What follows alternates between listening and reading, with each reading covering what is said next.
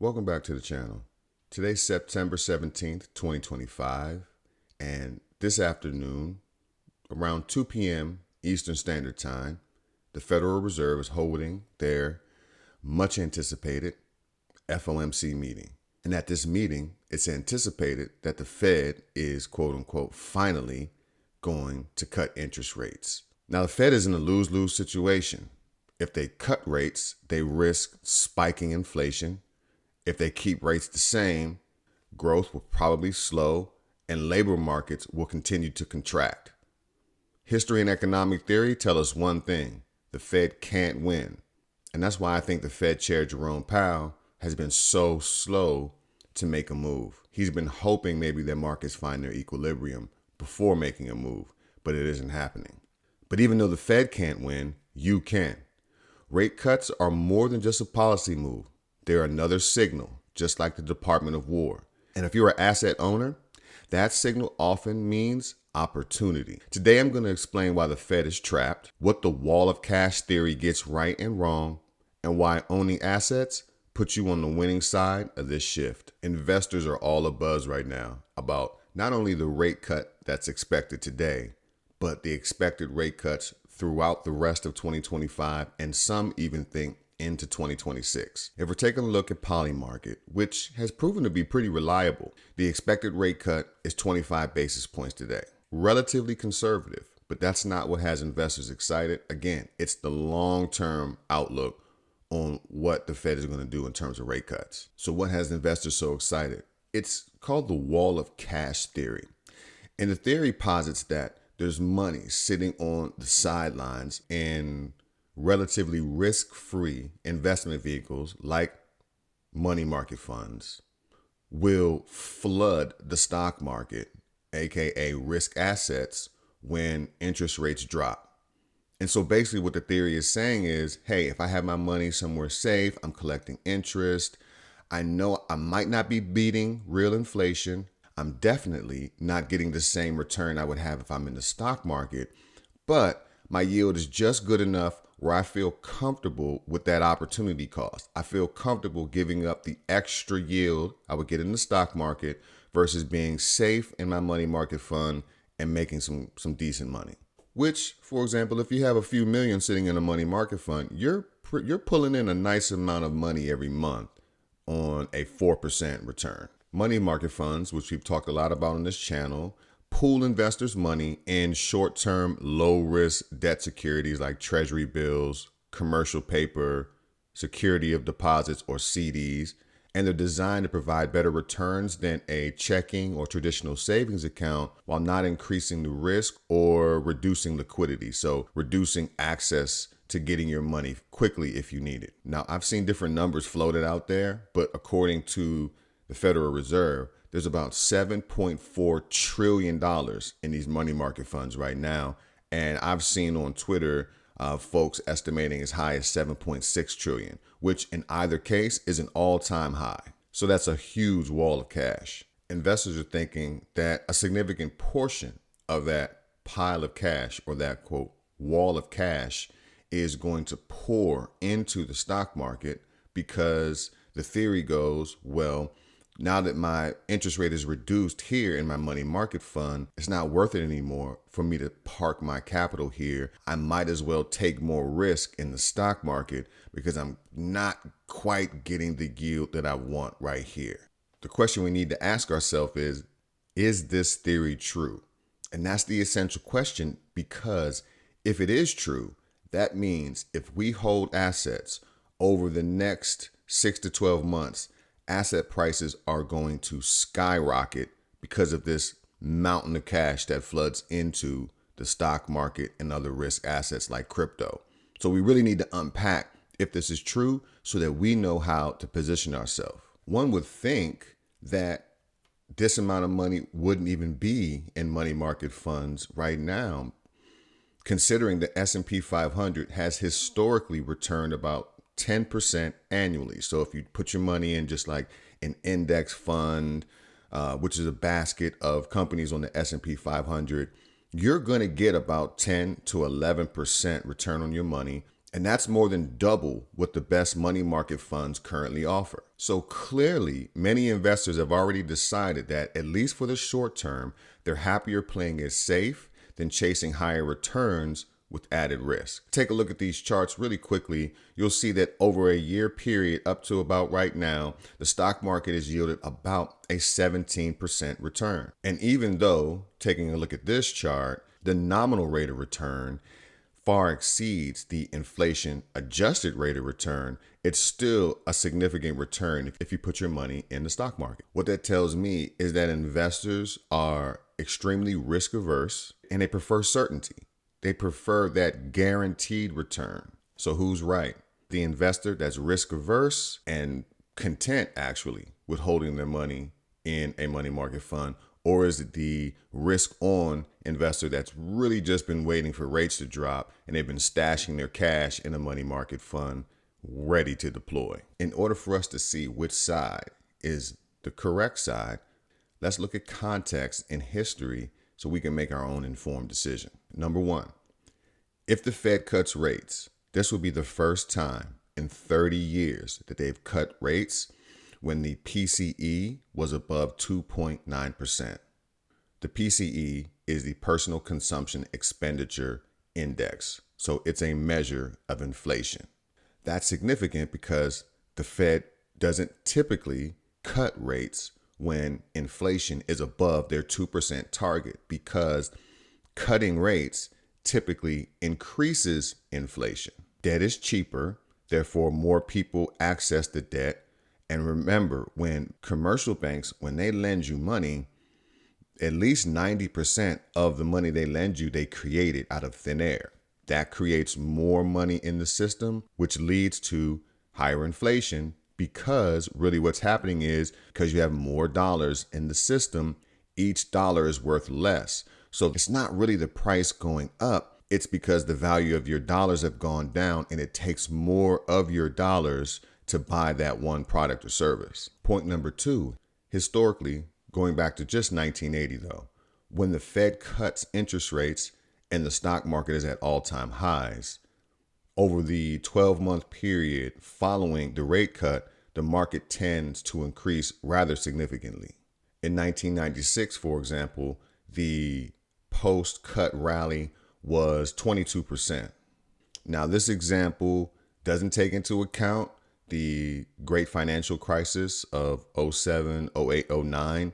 And so it's a shaky theory, but I just wanted to put it out there for you to consider. On the other side of the argument, this wall of cash argument, remember the argument is that there's a mountain of money sitting in money market funds, and all of those are just investors that are on the sideline that are waiting for an opportunity to hop in. And guaranteed, there is a percentage of that money in money market funds that falls in that category. However, we don't know exactly what that percentage is.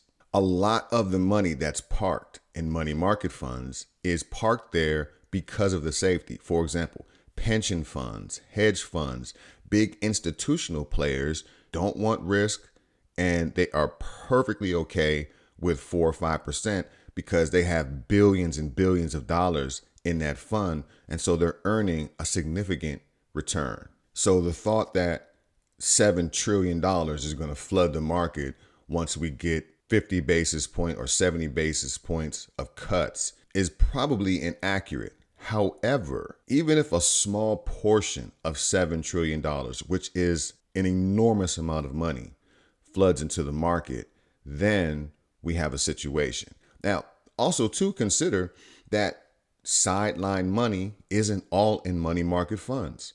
Some of it might be in high yield savings. Some of it might be directly in treasuries. That $7.436 trillion of money market funds that everyone is getting frothy about doesn't, in my opinion, paint the whole picture. The whole picture might be 10 trillion or 12 trillion when we look at where other money is stashed outside of those funds.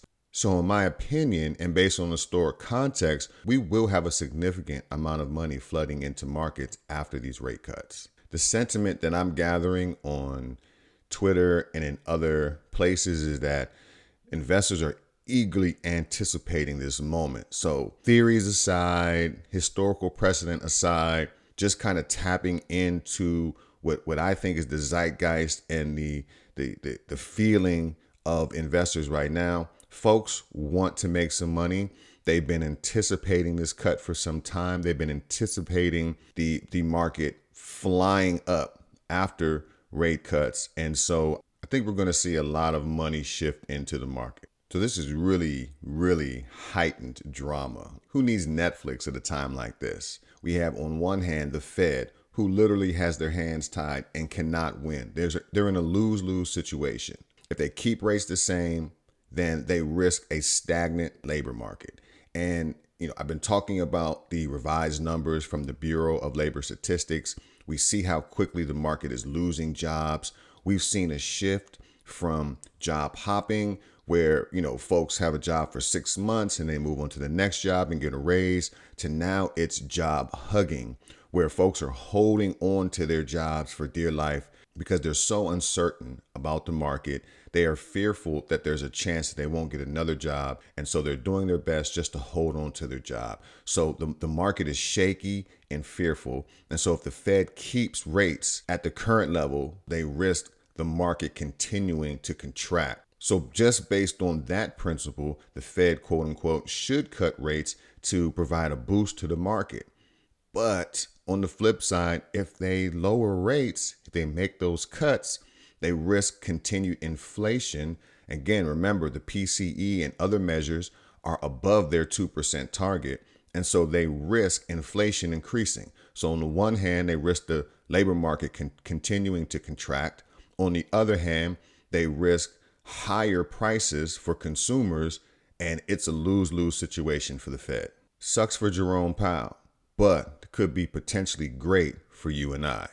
Thanks for walking along with me as I try to unpack the seriousness of this moment and the potential opportunity in this moment. We are at a huge pivot point. Now, again, I'm recording this video before there's been an announcement. And so I am anticipating that the Fed will do what Polymarket says it will do and cut rates. And if it cuts rates, it's probably most likely going to continue to cut rates. And this represents an incredible pivot moment where markets are going to begin to fly. So even though the stock market is at all-time highs, even though based on a lot of indicators, the market should be cooling off and correcting, this rate cut and this series of rate cuts that we're anticipating is going to add rocket fuel to the markets. And we're going to see continued all-time highs, maybe for a couple of months, maybe for a couple of quarters. I do believe we are going to have a significant pullback. But in the meantime, I believe we're going to see assets, stocks, crypto, maybe even home prices soar. The moral of the money is this is a moment where we can win. This is a moment where the Fed is signaling a major policy shift with interest rate cuts. And the data supports a high probability that asset prices are going to increase significantly after this policy shift.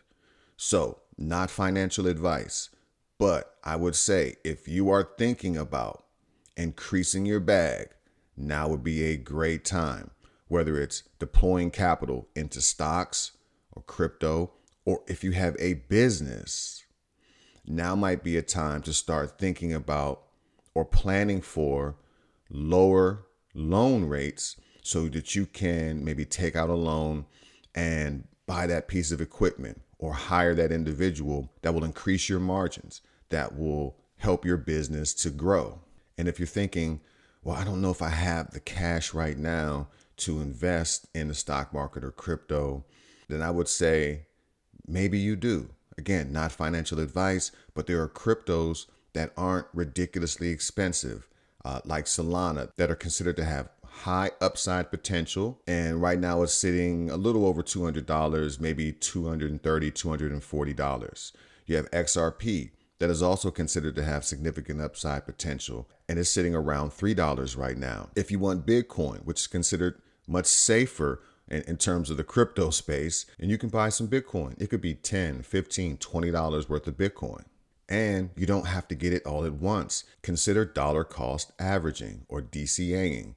Every time you get paid, buy a little bit over the next 6 months or so. Now, I will say this is a highly risky play because at some point the market is going to crash. So you want to pay attention. You want to be an active investor. But I cannot stress enough that this is a pivotal moment. This is not a moment that comes around every 6 months or even every 6 years. Remember, it's been 30 years since the Fed has cut rates when PCE is above 2.9%. And typically when the Fed cuts rates, when the stock market is at all-time highs, the stock market continues to fly. So this could be one time when that doesn't pan out. They cut rates and the market crashes. And there is a possibility that the market dips 1 or 2% right after rate cuts, because some folks have already priced in rate cuts. And so we have a little bit of a correction and then boom, we fly. That could definitely happen. So be mindful of that. So there's tons of risk, but no risk, no reward. So I'll leave you with those thoughts. Again, not financial advice, but I really want to lean in on this opportunity that you could take advantage of if you choose to. Thanks for tuning in, and I look forward to seeing you in the next video.